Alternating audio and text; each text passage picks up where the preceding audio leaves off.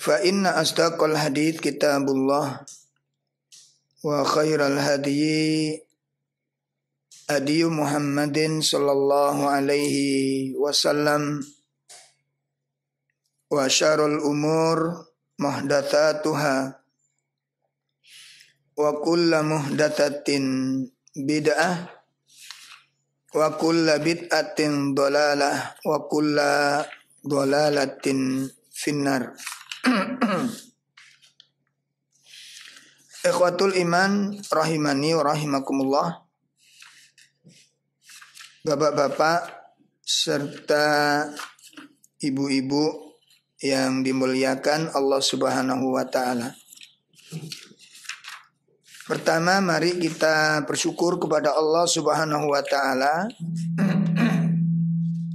yang mana pada pagi ini Allah Subhanahu wa taala mempertemukan kita di dalam kajian rutin kita bersama dengan Majelis Taklim Komering Surabaya. Kita sangat berharap mudah-mudahan dengan kajian-kajian ilmiah menambah wawasan, menambah pengetahuan. Itu yang pertama. Yang kedua, kita berharap dengan ilmu yang kita pelajari itu bisa menambah kekuatan iman, bisa menguatkan keyakinan kita. Kemudian yang ketiga, dengan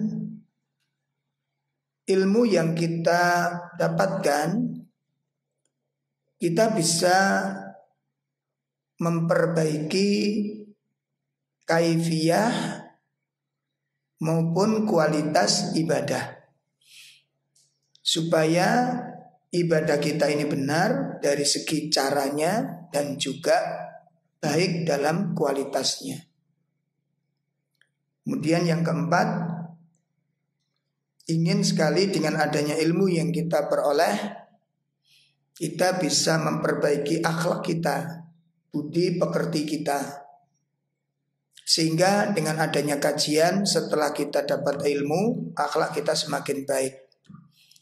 Dari mulai tutur kata, dari mulai sosial kita, hubungan kita dengan orang tua, hubungan kita dengan pasangan, hubungan kita dengan kerabat, hubungan kita dengan masyarakat, itu semakin membaik. Karena ilmu tidak mengajarkan kecuali kebaikan. Innallaha ya'muru bil adli wal ihsan wa ita'idil qurba. Sesungguhnya Allah memerintahkan kepada kalian untuk berbuat adil, untuk berbuat ihsan. Ya. Memerintahkan kepada kita demikian. Memiliki hubungan yang baik, akhlak kita dengan kerabat-kerabat kita. Jadi jangan sampai dengan adanya kajian akhlak kita semakin buruk. Yang dulu kita sopan akhirnya menjadi orang kasar. Ini bentuk kegagalan kita di dalam mendidik diri sendiri. Bentuk ketidakberhasilan kita di dalam thalabul ilm. Itu bisa dilihat dari peningkatan akhlak dan budi pekerti kita. Kemudian yang paling mendasar lagi yang tidak kalah pentingnya adalah kita berharap dengan ilmu yang kita peroleh kita bisa mengetahui dan menempuh jalan menuju tazkiyatun nafs, untuk membersihkan jiwa-jiwa kita ini dari sifat-sifat yang tidak baik, dari hati-hati yang buruk. Pemirsa sekalian, Bapak Ibu yang dimuliakan Allah, nah ini harus menjadi target seorang thalabul ilm. Ya, jadi kalau kita ngaji itu nggak punya misi seperti itu, maka mungkin kita banyak ilmu yang kita dapatkan, dalil-dalil kita ketahui, hukum-hukum banyak kita ketahui, tapi bukan untuk memperbaiki diri. Akhirnya terjadilah kita ini setelah mengaji menjadi ahli debat, menjadi ahli hukum, ya, sana hukum sini, menghukumi itu, menghukumi ini. Sementara kita lupa dari satu, akidah kita, iman kita ini sudah meningkat apa belum? Keyakinan-keyakinan, harapan-harapan kepada hal-hal yang gaib, perkara-perkara yang dijanjikan Allah Ta'ala, ini meningkat apa enggak? Nah, meningkat tidaknya iman itu dilihat dari meningkat dan tidaknya ibadah. Coba dilihat dari unsur ibadah kita ini tertata apa enggak, apa marat-marit. Coba dievaluasi ya, kita jadikan evaluasi, dilihat jadwal harian kita ini sudah tertib apa belum. Ya, amalan-amalan harian sudah punya catatan belum kita, peningkatan-peningkatan amal. Intinya diperhatikan. Jadi bukan kita sibuk ngaji sana, ngaji sini, ngaji sana sekedar tahu hukum, tapi kemudian dalam kehidupannya, jalan pribadinya ini marat-marit. Nah, ini bentuk dari kegagalan kita di dalam thalabul ilm.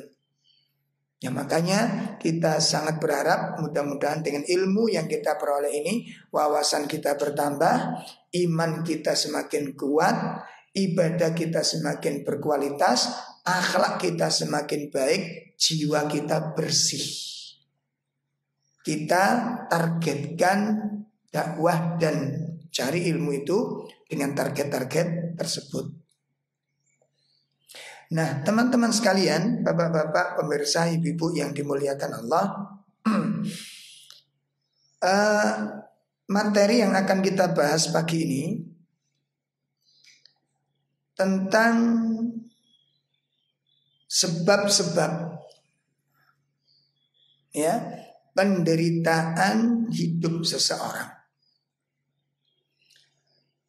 Ketika seseorang mengharapkan hidupnya itu bahagia, ketika seseorang mengharapkan hidupnya itu bisa mencapai ketenangan, ya, ketenangan, maka dia harus tahu perkara-perkara yang menyebabkan hidup ini menjadi semrawut. Karena tidak sedikit orang yang berbuat yang tujuannya, yang harapannya dengan perbuatannya itu dia mendapatkan kebaikan-kebaikan, ya. Dengan aktivitas yang dia lakukan, dengan program hidup yang dijalankan itu, yang sudah disetel, saya harus melangkah begini, saya harus bertindak demikian, itu diharapkan menurut dia sekilas itu menguntungkan dia dan akan membawa kebaikan pada dirinya.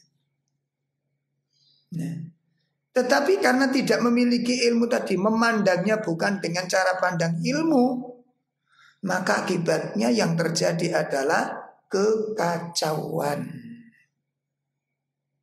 Kekacauan.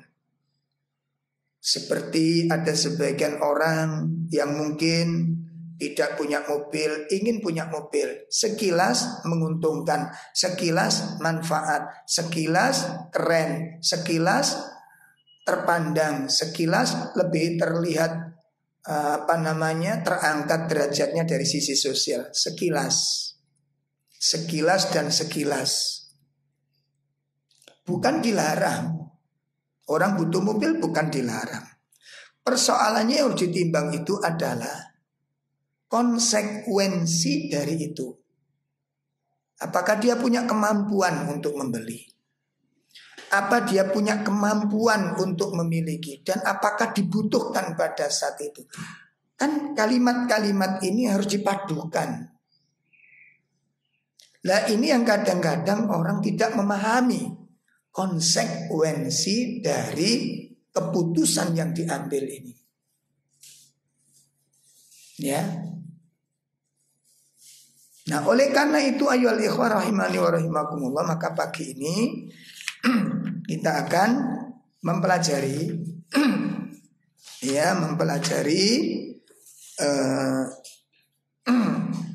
perkara-perkara yang menjadi sebab, ya, perkara-perkara yang menjadi sebab Ya, penderitaan hidup yang dialami oleh manusia. Apa yang menyebabkan hidup itu bisa menderita? Ini akan kita kupaskan. Bismillahirrahmanirrahim. Yang pertama,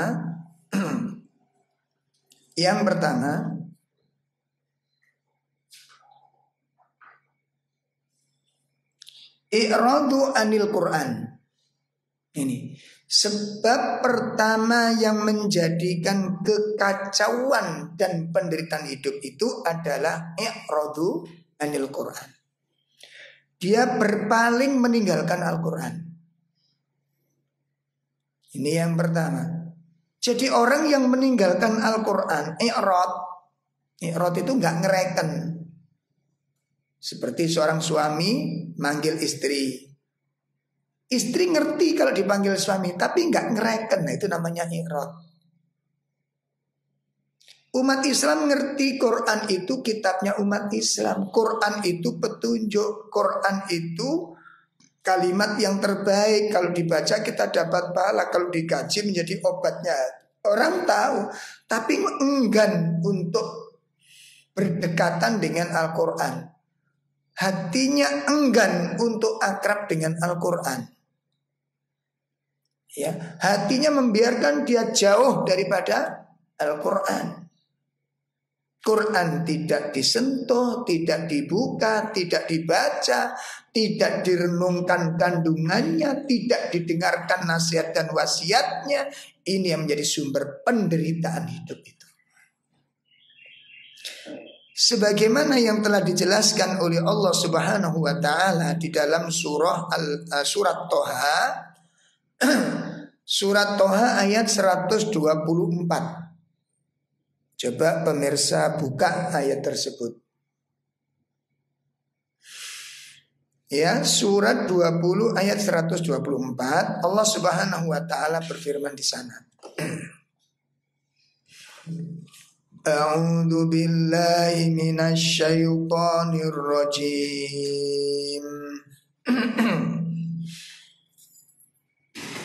Wa man a'rada an dzikri fa inna lahu ma'isyatan dhankan wa nahsyuruhu yaumal qiyamati a'ma. Dan barang siapa yang berpaling dari peringatanku, ya, jadi dzikri, peringatanku yang dimaksud apa? Al-Quran. Karena Allah Subhanahu wa taala menamakan Al-Quran dengan sebutan adzikr. Ya, Allah menamakan Al-Quran itu dengan nama adzikr. Nanti ada disebut Al-Furqan, ada disebut Asy-Syifa, gitu. Allah menyatakan barang siapa yang berpaling dari peringatanku Al-Quran ini, apa yang terjadi? Fa inna lahu ma'isyatan dongkah wa nahsyuruhu yaumal qiyamati a'ma. Ini, ya. Jadi yang dikatakan ma'isyatan dongkah di situ, ya, Syekh Nasir As-Sa'di mengatakan di dalam kitab Taisirul Karim Ar-Rahman, fa inna jaza'uhu an naj'ala ma'isyatahu dayyiqah masyaqqah wa la yakunu dzalika illa adzaban. Masya Allah. Apa kata beliau? Yang dimaksud ma'isyatan dongka itu adalah balasan dari Allah Subhanahu wa taala. Ya. Allah membalas orang-orang yang berpaling daripada Al-Quran itu sebagai balasan bagi dirinya. Apa balasannya? An-naj'ala ma'isyatahu dayyiqah. Allah jadikan kehidupannya itu terasa sempit. Masyaqqah, terjadi beban berat dalam hidup ini.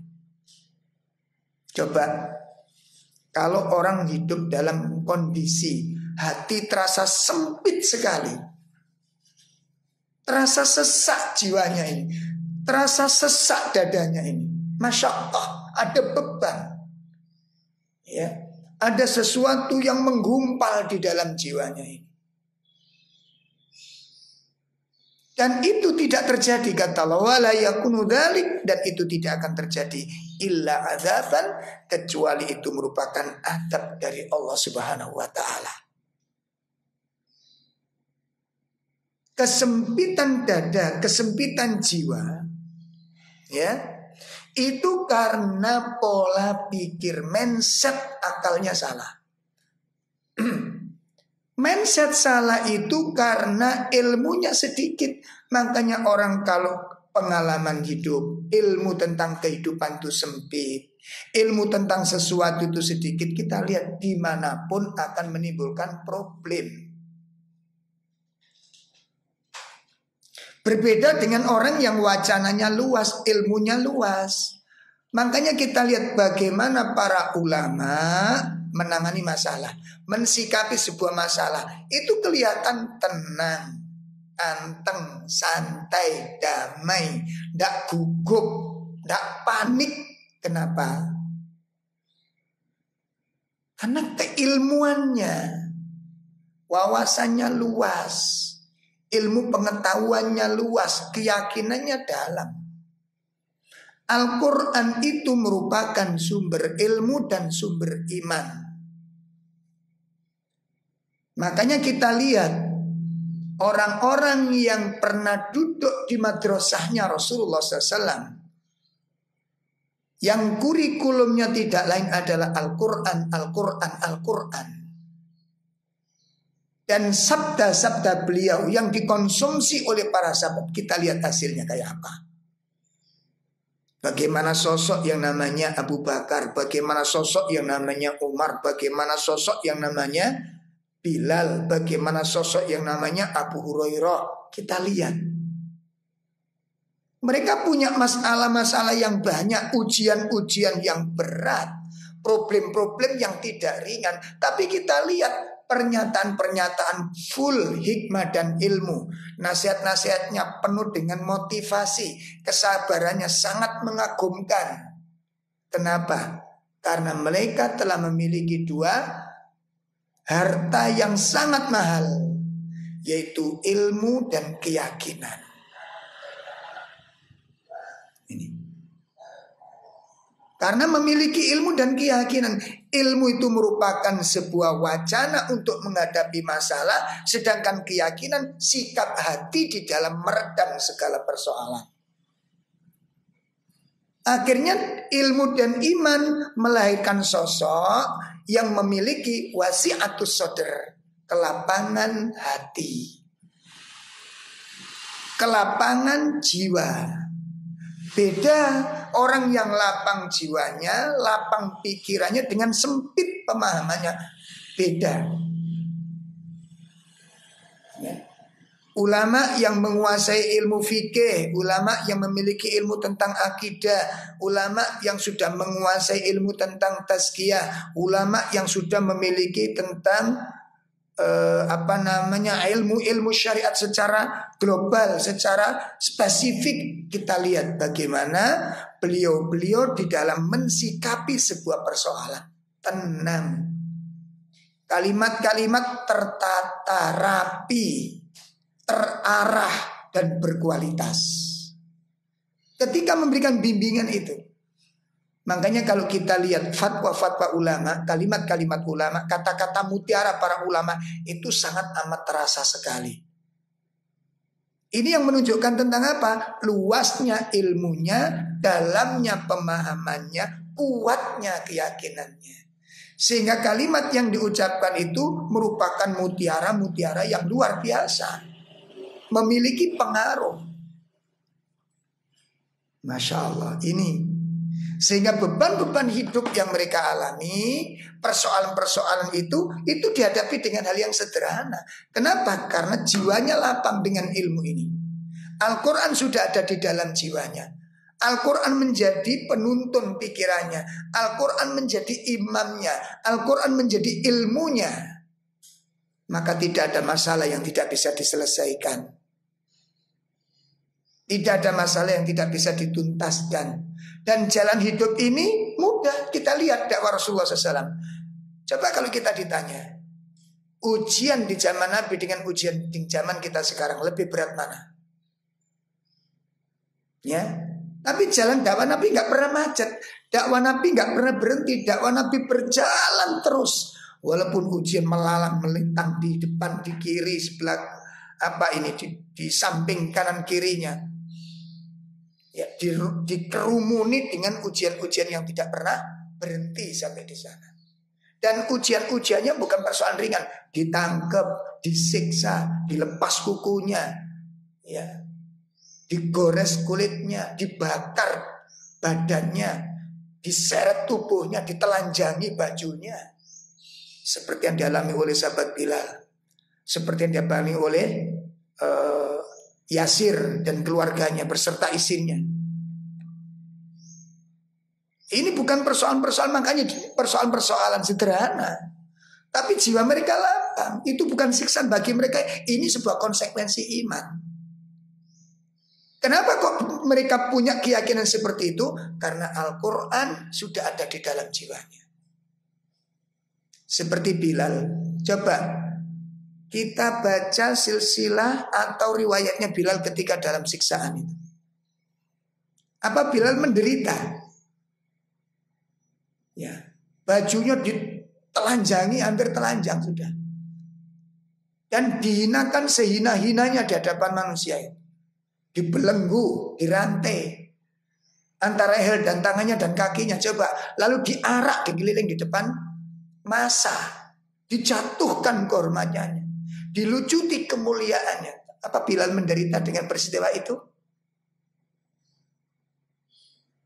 Ya, jawabnya tidak. Akhir Bilal tidak menderita dengan, kenapa? Karena Al-Quran sudah masuk ke dalam jiwanya. Dia yakin dengan ilmunya dia melihat masalah itu, dengan keyakinannya dia menghadapinya. Jadi masalah itu dipikir dengan ilmu, dihadapi dengan ilmu, disambut dengan keyakinan. Wasi'atus sodr, lapang jiwanya. Kemiskinan yang dialami, penderitaan-penderitaan berupa ekonomi tidak menghentikan mereka untuk taat kepada Allah, tidak menjadikan istiqomahnya terputus. Kenapa? Wasi'atus sodr, karena Al-Quran sudah ada di dalam jiwanya. Keislamannya, ibadahnya tidak pernah mati, karena Al-Quran menyala, bercahaya di dalam jiwanya ini. Ya Allah, ini bapak-bapak sekalian, ibu-ibulah. Sedangkan orang-orang yang meninggalkan Al-Quran itu berarti dia telah memasuki pintu kehancuran dirinya. Orang yang meninggalkan Al-Quran itu berarti dia telah memasuki pintu penderitaan. Kenapa? Karena akan terjadi doyik, ya, doyik masyiatahu doyikah, kehidupannya terasa sempit karena nalarnya nggak berkembang. Diajak ngomong, coba jangan lihat nanti kalau kita diskusi, orang yang sudah punya ilmu dengan yang nggak punya ilmu itu lebih saklek yang nggak punya ilmu. Makanya nggak usah heran kalau mungkin kita diskusi tentang masalah perbedaan, ya, tentang perbedaan ulama dengan ulama berdiskusi tentang perbedaan, indah sekali, menghasilkan ilmu baru, ya. Karena ulama dengan ulama itu bukan cuma bodoh dalil, Pak. Kebijakan, akhlak, misi yang disampaikan, sehingga ketika dialog itu sangat menarik sekali. Kita mendapat ilmu dari segala sisi gitu. Dan tidak ngotot.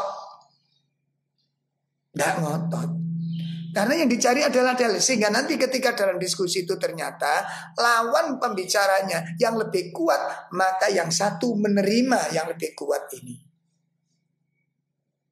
Bukan pokoknya. Nah ini pokoknya. Lah orang yang sempit, coba nanti suami istri. Kalau suami istri itu punya wacana khazanah keislamannya ini luas, itu dialog itu enak. Diskusi problem-problem rumah tangga itu enak. Suami bicara, istri mendengarkan.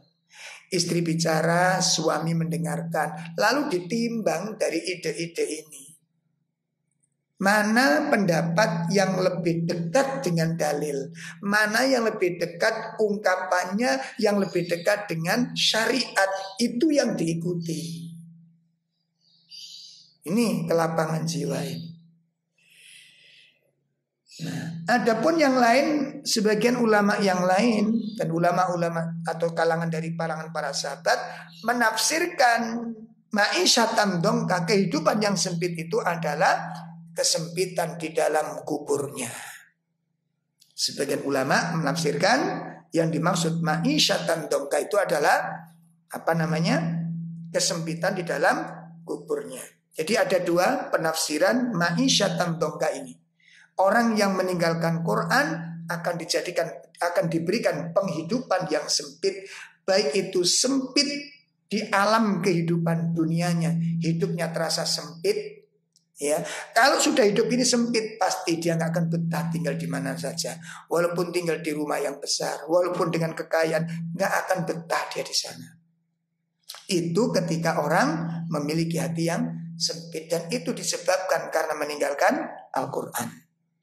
Dia akan menderita dalam perjalanan hidupnya. Ada masalah lagi, gampang panik, gampang stres, gampang. Ini tanda-tanda apa? Kesempitan hati. Kesempitan hati. Ada masalah nggak cocok sedikit, marah. Ini tanda-tanda kesempitan hati. Makanya hidupnya selalu resah, selalu bingung. Sementara sunatullah dalam kehidupan itu, peristiwa-peristiwa yang kita jalani gak mesti harus persis yang kita inginkan. Akhirnya apa? Jiwa kedewasaannya gak ada. Sudah tua tapi seperti anak-anak, gak cocok sedikit ngamuk, gak cocok sedikit bore, gak cocok sedikit marah. Itu kan banyak dari kalangan kita ini. Ya, baik bapak-bapak apalagi ibu-ibu. Sensitif banget dengan masalah ini. Ya ini tolong jangan tersinggung. Yang tersinggung termasuk sempit hatinya gitu. Awas hati-hati, ini hidup soalnya. Jadi peristiwa-peristiwa itu nggak mesti harus cocok dengan keinginan kita. Orang yang berilmu memaklumi. Itulah kehidupan. Nggak mesti harus persis karena Allah yang menentukan. Makanya kita kan punya falsafah yang sederhana itu. Manusia bisa berusaha, tapi Allah lah yang menentukan. Konsep ini diyakini dengan apa? Dengan ilmu. Setelah kita berusaha, seperti kita mendidik anak, sudah mati-matian kita mendidik, sudah optimal kita mendidik, sudah ngasih contoh, sudah mendoakan, sudah tidak kurang-kurang lah. Ya, sudah tidak kurang-kurang. Ya, kok hasilnya nggak bagus? Berarti ada sesuatu yang disembunyikan oleh Allah Subhanahu wa taala. Ini. Kemudian disebutkan pula oleh Allah Subhanahu wa taala di dalam surat Toha ayat 2. Ya, surat Toha ayat 2. Ini kok embangang ya? Ini. Oh ya. Ya, surat Toha ayat 2. Allah Subhanahu wa taala menyatakan di itu, ma anzalna alaikal qur'ana litasqa. Ya.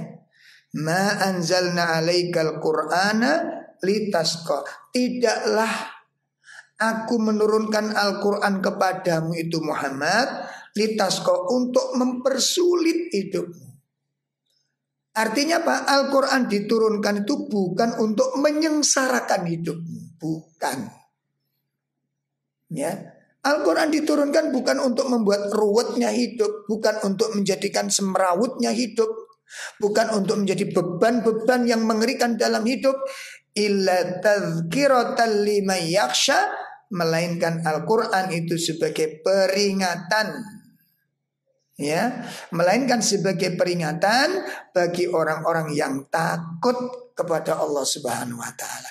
Al-Qur'an diturunkan itu sebagai solusi permasalahan-permasalahan yang ada. Makanya kita jamin, Pak.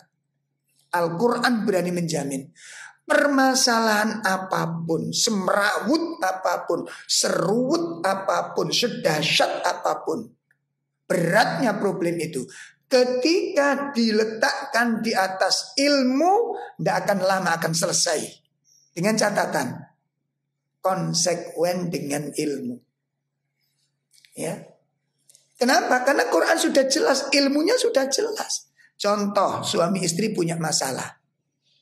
Tidak mungkin Allah menciptakan masalah dalam rumah tangga kemudian gak ada solusinya, gak mungkin. Makanya dalam kitab Ad-Dawa itu disebut Ad-Dawa itu menyebutkan setiap Allah menurunkan penyakit, Allah turunkan pula akan obatnya. Problem manusia juga demikian. Masalah hidup manusia juga demikian. Ya, tidak ada satu problem yang Allah buatkan di dalam tengah-tengah manusia, seperti konflik manusia. Suami istri nggak sinkron. Loh kalau jodohkan ini piye to karepe Gusti Allah itu? Apa Allah menghendaki tukaran? Ya. Suami pendiam, istri cerewet, itu kan ada itu. Kok bisa jadi jodoh piye? Lah kita nggak bisa bayangkan nek padha cerewete. Ya. Kok bisa jadi jodoh? Yang satu keras, yang satu kalem. Kok bisa jadi jodoh? Apa maksudnya Allah ini? Yang satu dermawan, yang satu bakhilnya luar biasa. Bisa jadi jodoh. Kenapa Allah jodohkan dia? Apa Allah ingin membuat permainan di dalam rumah tangga? Tidak. Di sela-sela sana, di sela-sela persoalan, di sela-sela kehidupan, itu ada maslahat-maslahat yang besar. Sebagaimana ketika bapak-bapak, ibu-ibu mendengarkan satu tema Baiti Jannati, mengutip perkataan Nabi SAW, Baiti, jadi rumahku adalah surgaku. Yang dimaksud makna dari kandungan kalimat ini apa pengertiannya? Itu kan perlu dikaji.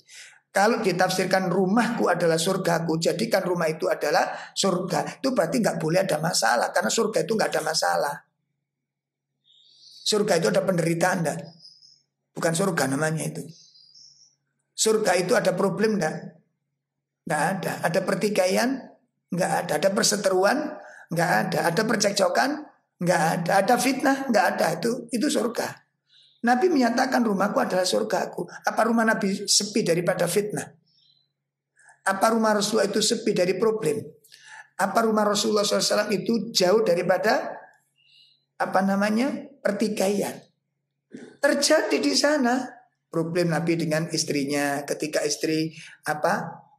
ketika Nabi membagi-bagi ghanimah kepada kaum muslimin, dapat emas sekian, dapat perhiasan sekian, dapat domba sekian, dapat kambing sekian, dapat lembu sekian, dapat unta sekian ratus. Istri Nabi nggak dapat. Itu sempat pernah pore, ayyuhal ikhwah. Istri Nabi pore iya, tapi jangan dipahami oleh ibu bahwa porenya istri Nabi itu sunnah. Wah ini sunnah Rasul ini, bukan. Ya berarti pore itu sunnah, bukan. Terjadi di situ, ngambek, akhirnya turun ayat. Untuk meluruskan ini, apakah istrimu menghendaki keridhaan Allah atau menghendaki harta benda tersebut? Nanti turun ayatnya disampaikan kepada, selesai. Lah itu uniknya.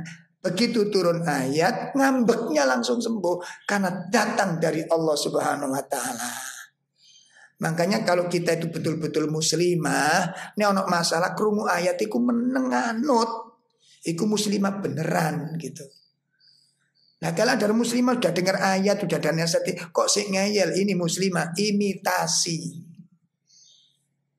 Atau seorang bapak-bapak ketika diingatkan oleh suami istrinya, ini loh Pak Nur satu begini, kok sik ngeyel, ini muslim imitasi namanya. Daden muslimi. Ya, itu. Ayo diperbaiki. Ya.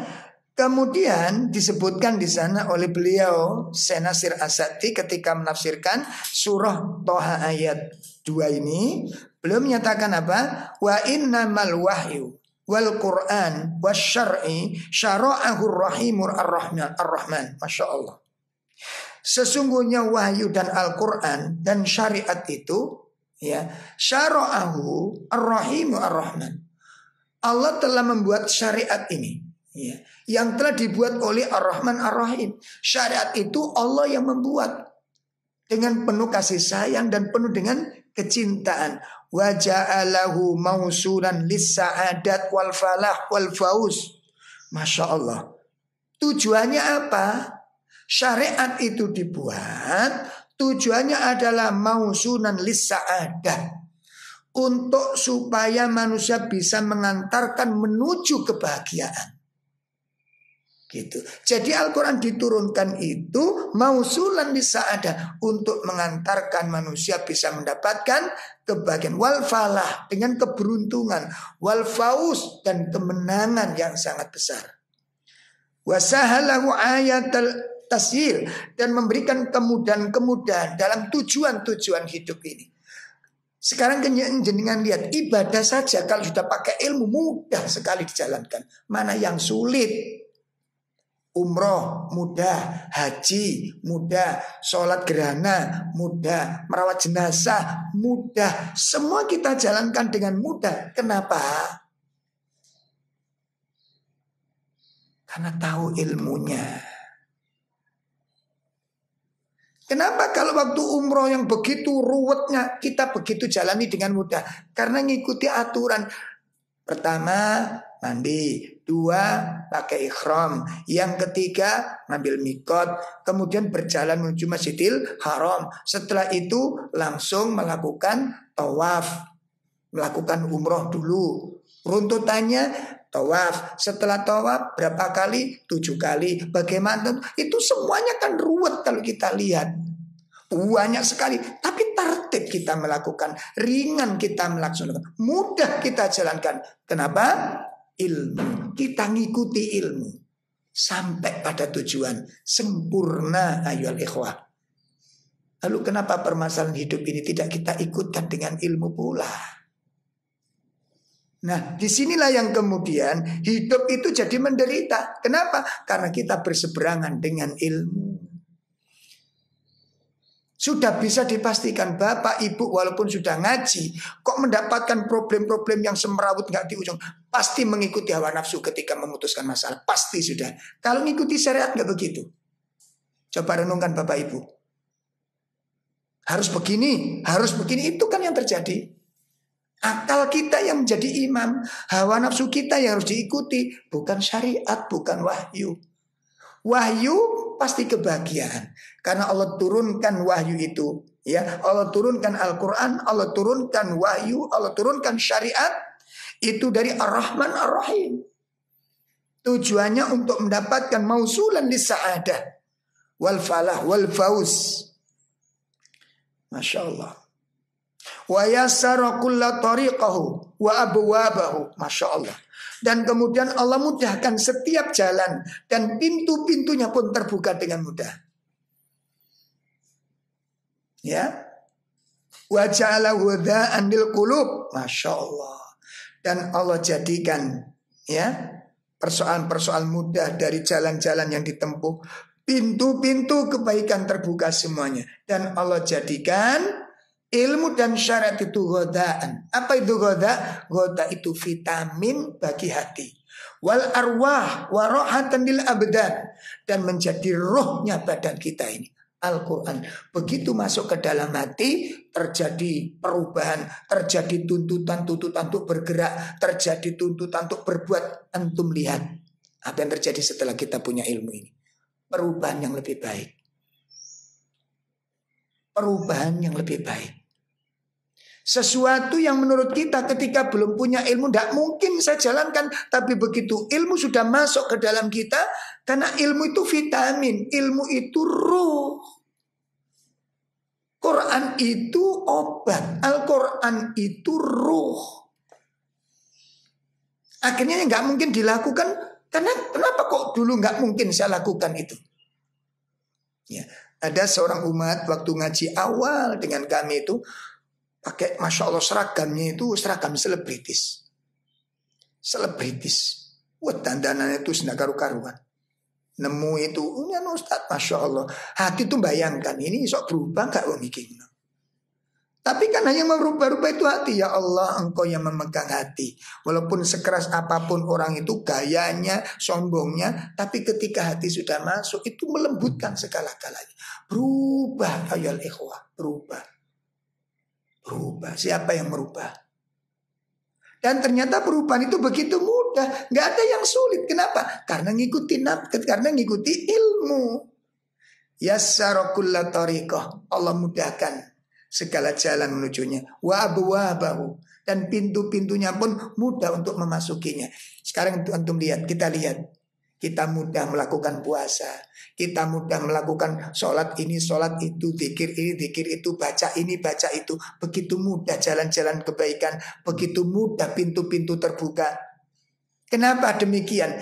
Karena kita mengikuti ilmu. Begitu ada ilmu, kita punya keinginan, udah ketemu jodoh di situ, masuk perbuatan, nggak ada yang sulit. Begitu juga kita mengeluarkan sedekah, berat dulu, sulit dulu. Begitu ilmu dan keyakinan sudah masuk, yang saya keluarkan itu untuk saya, bukan untuk orang lain. Kalimatnya sudah beda. Begitu ada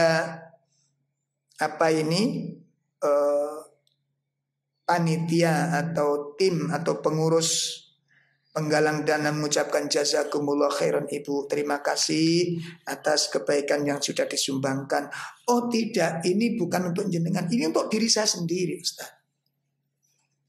Jadi saya bersyukur ditunjukkan dengan kebaikan, saya bersyukur diberikan kesempatan. Ini untuk diri sendiri. Walaupun dohirnya ini untuk anak yatim, walaupun dohirnya ini untuk panti, untuk pondok, ini untuk diri saya sendiri. Jadi yang saya keluarkan berapapun biaya itu akan kembali kepada diri sendiri.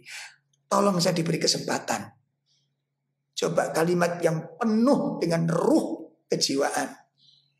Kalimat yang berbobot, kalimat yang memiliki nilai, kalimat yang berkualitas.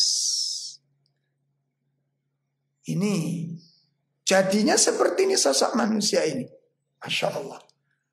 Qala Rasulullah sallallahu alaihi wasallam, disebutkan dalam sebuah hadis Nabi sallallahu alaihi wasallam, ya, dalam sebuah riwayatnya, inna hadzal Qur'an ma'dubatullah. Sesungguhnya Al-Quran itu merupakan undangannya Allah. Ya, fa'aqbalu ma'dubatahu mastata'tum.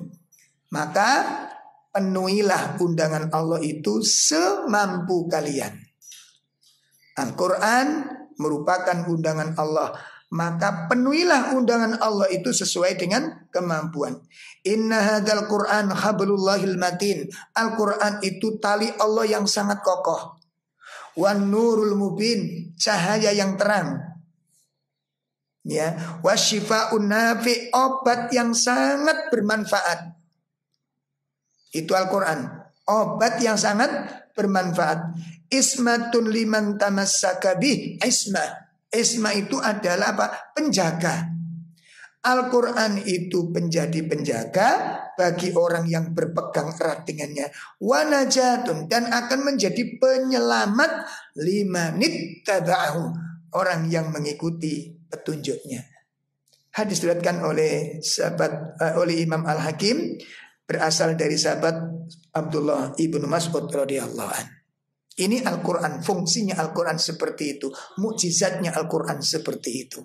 Jadi kalau kita mengikuti Al-Quran, berpegang erat, maka Quran akan menjadi penjaga bagi kita. Kalau kita mengikuti petunjuk Al-Quran akan menjadi penyelamat bagi kita. Kemudian ada sebuah asar yang sangat indah. Perkataan sahabat Abu Hurairah radhiyallahu an, beliau mengatakan, innal baital ladzi yutla fihil Quran ittasa'a bi ahlihi wa kathura khairuhu wa hadaratul malaikah wa kharaju minhu syayatin. Masya Allah. Sahabat Abu Hurairah mengatakan, sesungguhnya rumah yang apabila dibacaan Al-Quran di dalamnya, Allah akan berikan 4 kemuliaan. Ya, rumah yang dibacakan Al-Quran di dalamnya itu akan diberikan 4 kemuliaan. Apa 4 kemuliaan? Yang pertama, ittasa'a bi ahlihi. Allah akan berikan kelapangan hati pada pemilik rumah tersebut. Lapang hatinya. Lapang hatinya. Nah, kalau lapang hatinya, nggak ada problem yang dibawa ke tempat tersebut pasti akan selesai. Lapang hatinya. Menghadapi kekurangan suami istri, lapang. Menghadapi kekurangan anak, lapang. Sehingga misi yang ada adalah bagaimana kekurangan ini bisa diselesaikan dengan baik. Masya Allah. Ittasa'a bi ahli. Yang kedua, apa kemuliaan rumah yang dibacakan Al-Quran? Wa kathura khairuhu. Allah tambahkan kebaikan-kebaikan di dalam rumah ini. Masya Allah. Masya Allah. Ya. Jadi kebaikan-kebaikan itu melimpah dalam rumah yang di dalamnya dibacakan Al-Quran. Karena pikiran yang punya rumah, problem keburukan itu karena ruwetnya yang punya rumah. Rumah itu kan benda mati. Elek api itu tergantung sing ngenggoni. Loh, ya apa tidak ini? Rumah bagus, kayak istana, tapi yang nempati sakit jiwa. Gimana? Ya marat-marit toh. Saling paidu-paiduan, gak mau ngalah. Nah itu kan podo gak genai itu. Ya Allah. Wa kathura khairu. Yang ketiga, wa khadaratul malaika. Malaikat-malaikat selalu hadir berkunjung ke rumah tersebut.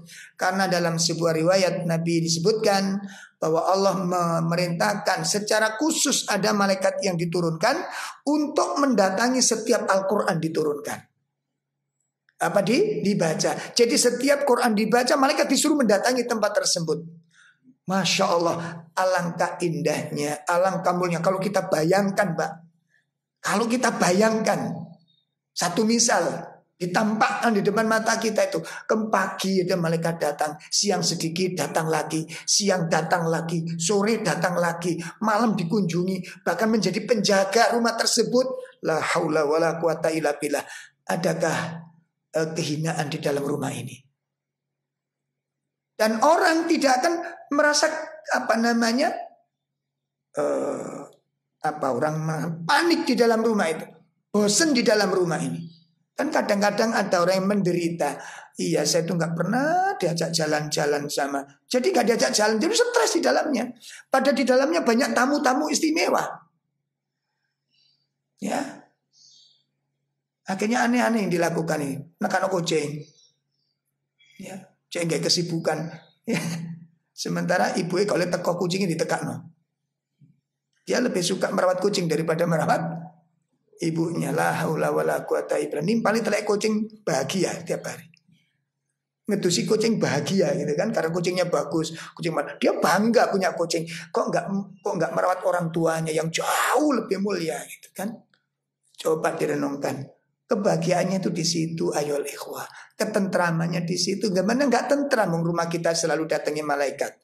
Dan kita baca suatu malaikat akan berdatangan. Dan kita yakin itu pasti terjadi. Apa yang resah? Apa yang menderita? Apa yang stres? Kesetresan kita itu karena kita meninggalkan Al-Quran.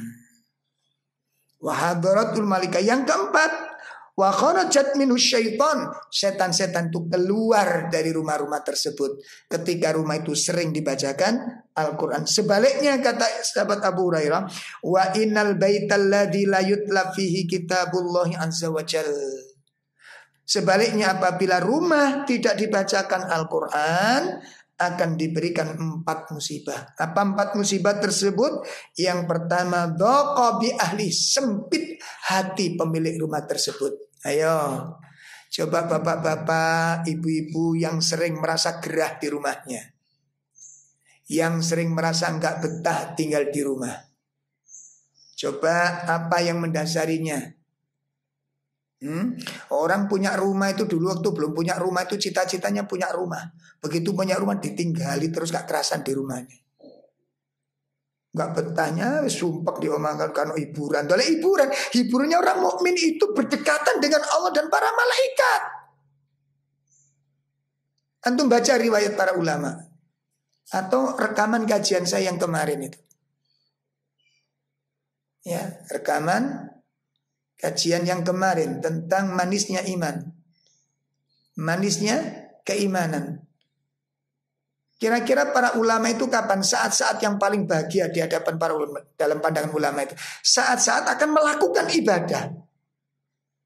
Begitu sudah dilihat waktu akan masuk dhuhr itu bahagia sekali. Kenapa? Sebentar lagi ada pahala terbuka di sana. Sebentar lagi pintu rahmat akan dibuka. Sebentar lagi saya akan datang ke rumah Allah Ta'ala. Saya menjadi tamunya Allah. Sebentar lagi saya bertemu dengan Allah. Kenapa kok bisa demikian? Karena cinta. Cinta. Ketemu dengan sang kekasih itu saat yang paling bahagia. Berduaan dengan kekasih itu yang paling bahagia. Kapan? Ketika kita berzikir, Allah menjadi teman kita. Makanya ada seorang ulama, ya, Imam Abu Usama mendatangi Imam Muhammad bin Nadir di rumahnya. Karena rumahnya tidak berjauhan, tidak terlalu berjauhan. Didatangi di rumahnya karena diketahui Imam Muhammad bin Nadir itu sendirian. Ya, akhirnya ditanya, apakah apakah engkau tidak merasa kesepian sendirian? Makanya aku datang untuk menemanimu supaya kamu gak kesepian. Apa jawab Imam Muhammad bin Nadir? Apa katanya? Bagaimana aku merasa kesepian sementara Allah telah mengatakan, ana jalisun man dzakaroni. Aku akan menjadi teman duduknya orang-orang yang berzikir kepadaku. Allah mengatakan, fadkuruni adkurkum. Ingatlah kamu kepadaku, aku akan ingat kepadamu. Apabila hambaku datang kepadaku dengan berjalan, aku sambut dia dengan berlari. Ini menunjukkan apa? Interaksi Allah Subhanahu wa taala menyambut hamba-hambanya yang mencoba untuk mendekatnya. Adakah yang lebih patut untuk membahagiakan kita selain berdampingan dengan Allah Subhanahu wa taala? Kenapa Anda kesepian ketika sendirian di rumah? Stres. Apalagi kalau ibu-ibu ditinggal suaminya. Cerita sama ibu-ibu yang gimana sampai sendirian, ya sebegini, makanya stres gitu kan. Akhirnya datangkan burung kakak tua gitu kan, untuk belajar ngoceh. Astagfirullah. Ayo ibu, bapak dirubah pola pikirnya. Ini yang pertama ya, yang menjadi penderitaan hidup itu adalah i'rad anil Quran. Berpaling daripada Al-Quran. Masya Allah. Jadi ternyata banyak aib di dalam diri kita yang perlu perbaiki. Coba sekarang yang membuat kita menderita apa? Coba ya, evaluasi. Pertama ini. Ini urusan kolbu ayyuhal ikhwah. Makanya saya pernah mengatakan, dan saya berani memiliki statement itu. Saya berani menyatakan bahwa kebahagiaan dan penderitaan hidup gak ada urusannya dengan harta. Gak ada hubungannya dengan harta. Gak ada hubungannya.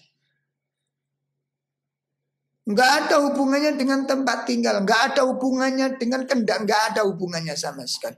Emas, perhiasan, perabotan gak ada hubungannya.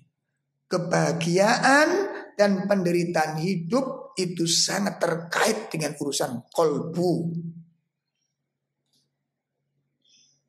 Nah, kolbu hati ini yang akan menentukan nasib bahagia dan menderitanya kita. Makanya perlu dikaji apa sih yang dikatakan bahagia itu, dan apa yang dimaksud dengan menderita itu. Kalau bahagia itu standarnya adalah harta, Qarun itu bahagia daripada Nabi Musa. Karena Qarun lebih kaya daripada Nabi Musa. Tapi kenyataannya begitu? Enggak. Nabi Musa jauh lebih bahagia daripada Qarun. Padahal Nabi Musa ini sering merantau dalam pengejaran, dalam penderitaan, kekurangan-kekurangan.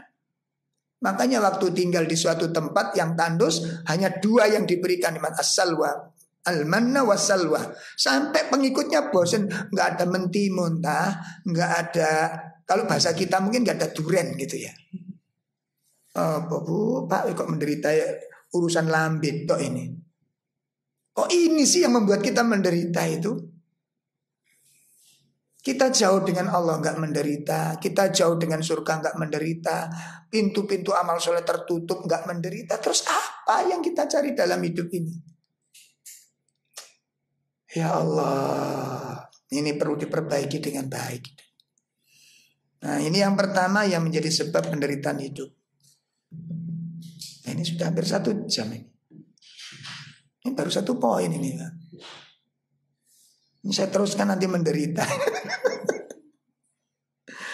Ya Allah, saya tambah ya, saya tambah. Bon ya. Jadi saya lanjutkan apa yang dikatakan oleh sahabat Abu Hurairah. Ya, jadi rumah yang tidak dibacakan Al-Quran, Allah jadikan sempit hatinya. Lah cirinya sempit itu apa? Gampang ada konflik. Jadi cirinya begitu sudah. Kalau orang lapang hatinya mungkin, nggak mungkin lah. Coba ibu-ibu yang lapang hatinya menghadapi kekurangan anak, santai. Memang itu kekurangan anak saya. Ayo nak bangkit nak, ayo nak bangun nak. Kamu masih punya kesempatan. Mungkin bukan di situ fakmu. Coba di sini. Kamu kira-kira hobimu di mana? Fakmu di mana? Coba digali di situ. Itu enak menghadapi orang seperti ini. Ya. Dan kita ini ngelihat suami stres, melihat istri stres, melihat anak stres. Nah punya pembantu stres lagi. Ngelihat ujian sekolahan stres lagi. Lama-lama gila dadak kita ini. Ya Masya Allah. Doko bi ahli. Sempit penghuninya. Yang kedua, apa musibahnya orang yang rumah tidak dibacakan Al-Quran di sana? Wa qala khairu, sedikit kebaikannya. Akhirnya rumah yang 24 jam, sama-sama kita diberi waktu 24 jam. Rumah yang satu full ilmu dan amal, full iman, full amal soleh. Rumah yang ditempati orang-orang berilmu. Rumah yang tidak ditempati 24 jam full dengan kesia-siaan. Ayo kita isi dengan apa rumah kita ini? Kita makmurkan dengan apa rumah kita ini? Seperti tadi, saya kesepian. Makmurkan, ramaikan dengan apa? Dengan berzikir kepada Allah. Ketika sendirian, Allah memberi kesempatan kepada kita untuk belajar. Bisa jadi muhasabah, bisa jadi murojaah, bisa jadi membaca kitab, bisa menjadi tolabul ilmu. Coba diramaikan rumahnya itu ketika kita sendirian. Makmurkan rumah kita itu dengan mendekat kepada undang tamu yang paling mulia. Dengan cara apa? Tilawatil Quran. Ya, yakin malaikat itu yakin karena Nabi menyatakan Allah mengutus utusan para malaikatnya untuk mendatangi setiap ada suara Quran dibaca di sana. Masya Allah. Makanya kita yang pintar gitu ya. Masya Allah. Wa qala khairu, sedikit sekali apa? Kebaikan-kebaikan. Yang ketiga musibah rumah yang tidak dibacakan Al-Quran, ya, rumah yang sepi daripada bacaan Al-Quran apa? Wa kharajat minhul malaikah. Malaikat-malaikat itu keluar dari rumah tersebut. Tidak mungkin mendekati rumah yang tidak dibacakan Al-Quran. Rumah yang gersang, rumah yang tandus dengan ilmu, dengan amal-amal soleh. Malaikat nggak mungkin betah tinggal di sana. Apalagi di setel dangdutan. Masya Allah. Jadi saya itu pernah dengar rumah itu ya dari mulai subuh sampai mau tidur itu, Masya Allah. Ini suara apa? Musik terus. Makanya keras hatinya. Ada masalah sedikit suaranya teriak-teriak. Ada masalah sedikit marah. Ada marah sedikit. Pokoknya buruk lah. Buruk akhirnya. Makanya jangan dikira itu tidak memiliki pengaruh. Allah malaikat tinggalkan rumah semacam ini. Kemudian yang keempat, wa khadaratus syayatin. Nah, maka setan-setan itu akan hadir ke tempat. Makanya mudah ada konflik, mudah terjadi keburukan-keburukan rumah yang tidak dibacakan Al-Quran di dalamnya. Ini faktor yang kedua, yang pertama yang menyebabkan penderitaan hidup. Yang kedua, yang menyebabkan kesengsaraan hidup seseorang adalah adamul qanaah. Adamul qanaah. Adamul qanaah itu adalah hilangnya sifat qanaah di dalam dirinya. Tidak ada sifat qanaah di dalam jiwanya itu. Orang kalau sudah hilang sifat qanaahnya, hidup dimanapun dalam segala keadaan pun dia akan menderita. Dijamin menderita, dijamin sengsara hidupnya. Orang yang tidak pernah merasa memiliki qanaah. Kenapa demikian? Karena tidak pernah merasa puas. Orang yang tidak ada jiwa qanaahnya, yang sudah lenyap sifat qanaah dari hatinya, itu akan tumbuh sifat tamak, dan tamak itu menjadi kesengsaraan hidup yang paling sengsara. Nah, orang tamak itu yang dipikir bagaimana saya dapat uang, sampai nanti kalau itu bukan haknya pun dia ingin memilikinya. Apa nggak sengsara hidup seperti ini? Yang dipikirin cuma harta. Oh, yang dipangan, yang dimakan banyak satu piring gitu kan. Nggak sehat akhirnya, jiwanya sakit. Pikirannya sempit, orang seperti sempit sekali. Dia nggak pernah mikir tentang kebahagiaan orang lain. Makanya Allah sebutkan, diancam oleh Allah Subhanahu wa taala dalam surat Al-Humazah, wailul likulli humazatil lumazah. Ya. Wailul likulli humazatil lumazah. Allah sebutkan di sana, Allah ancam di sana, kecelakaanlah bagi orang yang suka mengumpat lagi pencela. Ya.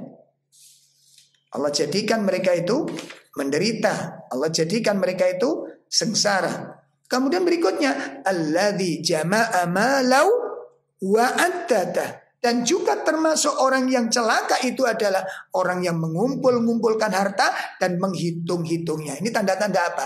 Tanda-tanda serakah, tanda-tanda tamak, tanda-tanda rakus, tanda-tanda bakhil. Itu kesengsaraan. Serakah itu penderitaan. Siksaan yang Allah berikan kepada seorang hamba. Beda dengan qanaah. Tenang. Tidak ada suudon. Yang ada adalah khusnudon. Karena yakin. Seperti yang dikatakan oleh Imam Al-Hasan ketika ditanya apa rahasia Anda memiliki sifat zuhud itu. Apa kata beliau? Saya mengetahui bahwa rezeki yang Allah berikan kepada saya, rezeki yang sudah ditetapkan Allah untuk saya, nggak mungkin dimiliki oleh orang lain. Tidak mungkin Allah salah alamat dalam ngirim rezeki. Artinya apa? Kalau nanti kita sudah yakin demikian, apa kata Imam Hasan Basri? Makanya aku menjadi tenang karenanya. Karena saya tahu apa yang sudah Allah rezekikan kepada saya nggak mungkin dimiliki orang lain. Makanya saya menjadi tenang karenanya. Apa maknanya ini? Itu dalam sekali pernyataan Imam Al-Hasan ini. Ya, artinya bahwa orang yang sudah meyakini bahwa rezeki untuk dirinya sudah ditetapkan Allah bagi dirinya, sehingga dia tidak punya suudon kepada orang dan dairi yang dimiliki orang lain. Kenapa kok dia? Kenapa kok dia yang dapat? Kenapa kok dia yang berhasil? Kenapa saya? Nggak mungkin demikian.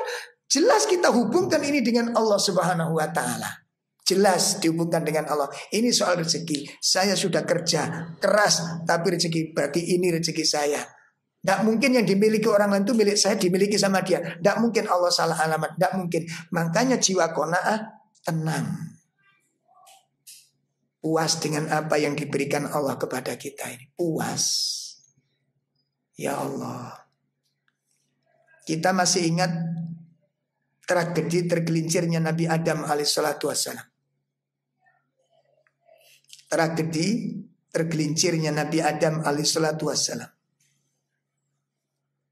Tragedinya itu karena terjebak, ya, satu sisi karena memang dalam diri Nabi Adam sudah ada potensi. Yang kedua, ya karena canggihnya talbisul iblis itu. Jadi ada dua faktor yang paling mendasar, intern dengan internalnya, dengan eksternalnya.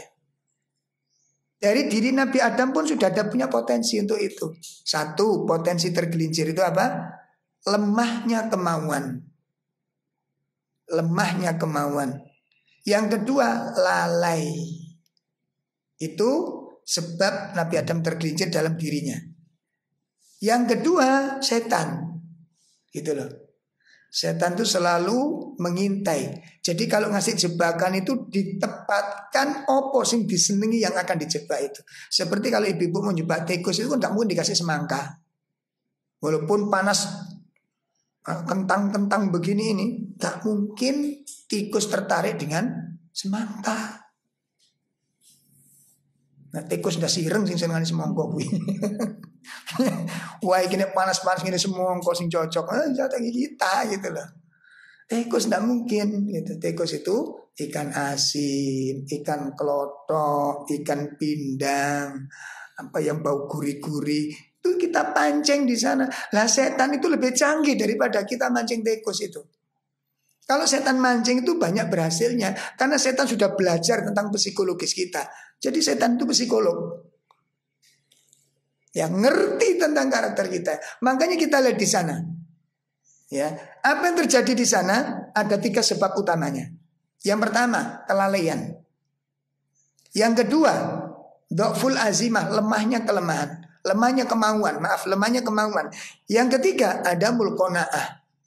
Adamul qanaah, tidak memiliki sifat qanaah. Itu internnya Nabi Adam. Kan Allah sudah tempatkan Nabi Adam di tempat yang mulia, yang sangat luar biasa dalam surat Al-Baqarah ayat 35 itu. Ya, wa qulna ya Adam uskun anta wa zawjukal jannah wa kula minna ragadan aitu syi'tuma. Perhatikan di situ. Dan kami berfirman kepada Nabi Adam, tinggallah kamu bersama istrimu dalam surga ini dan nikmati semua makanan. Rogotan itu artinya melimpah ruah, ikhwah. Itu rogotan, melimpah ruah itu namanya rogotan. Ya, tapi jangan dekati pohon ini. Nah, ternyata di pelajaran berikutnya Nabi Adam lupa dengan janji itu, lupa, lalai. Walam najid lahu azma, dan kami tidak jumpai kemauan yang kuat untuk menjaga amanah itu, untuk menjaga wasiat. Lemah amanahnya. Ya Allah, ini. Makanya di situ menunjukkan tentang tidak puas dengan apa yang dimiliki. Intern kita dievaluasi, ada enggak 3 sifat ini? Itu sumber penderitaan. Sumber penderitaan. Masya Allah. Ya, itu sumber penderitaan. Oleh karena itu ayyuhal ikhwah rahimani wa rahimakumullah, dilihat dalam sebuah hadis Nabi SAW meriwayatkan dalam satu hadis qudsi. Ya, dalam sebuah hadis qudsi, ya ibna Adam, hai Nabi Adam, hai turunan Adam, wahai anak cucu Adam, tafarragh li ibadati. Kata Allah, tafarragh li ibadati, sibukkanlah dirimu untuk beribadah kepadaku. Ini perintah Allah kepada kita. Tafarragh li ibadati, sibukkan dirimu untuk beribadah kepadaku. Kalau sudah, perhatikan janji Allah ini. Kalau kamu sudah menyibukkan diri untuk beribadah kepadaku, kamu penuhi waktu-waktumu untuk ibadah kepadaku, amla'u sadraka ghinan, aku akan memenuhi hatimu dengan kekayaan. Masya Allah. Makanya ulama-ulama itu jangan lihat orang-orang alim itu sibuk dengan ibadah, rezeki apa adanya, tapi merasa puas dengan itu. Puas dengan itu. Ya, Masya Allah. Saya lihat ulama-ulama yang kibar, yang betul-betul mencerminkan keilmuan dan keteladan itu, saya lihat ke rumahnya itu sederhana begitu. Iya, dan mereka serius menjalani hidup itu. Waktu itu betul-betul berharga bagi mereka. Jadi waktu-waktu beliau itu Masya Allah luar biasa. Iya, luar biasa. Dan mereka tidak, beliau-beliau ini tidak sengsara mencapai sesuatu yang wah dalam urusan dunia. Enggak, sederhana. Beli mobil kalau memang dibutuhkan perjalanan jauh untuk menjaga kemungkinan udara yang gak enak atau hujan yang lebat sehingga dakwah terhambat, beli mobil karena memang itu dibutuhkan. Udah selesai sampai di situ. Jadi betul-betul targetnya jelas, tujuannya jelas, manfaatnya jelas. Ya, bukan untuk ngebeli tetangga saja punya mobil itu. Ya, bisa kelakson-kelakson di tengah jalan, bisa diajak untuk rapat, nih saya punya mobil merek ini gitu. Masya Allah. Tafarraq li ibadati, penuhi waktumu untuk beribadah kepadaku. Amla usadraka ghinan, aku akan penuhi hatimu dengan kecukupan, kekayaan. Wa asuddu faqraka, dan aku akan hilangkan kefakiranmu. Ini Masya Allah. Ya. Wa illa taf'al, jika kamu tidak lakukan, perhatikan, artinya apa? Jika kamu habiskan waktu-waktumu, kesempatan-kesempatanmu untuk sesuatu yang tidak memiliki nilai ibadah. Jika waktumu habis bukan untuk beribadah, apa kata Allah? Mala'tu yadaika syughlan, aku akan penuhi kedua tanganmu dengan kesibukan-kesibukan.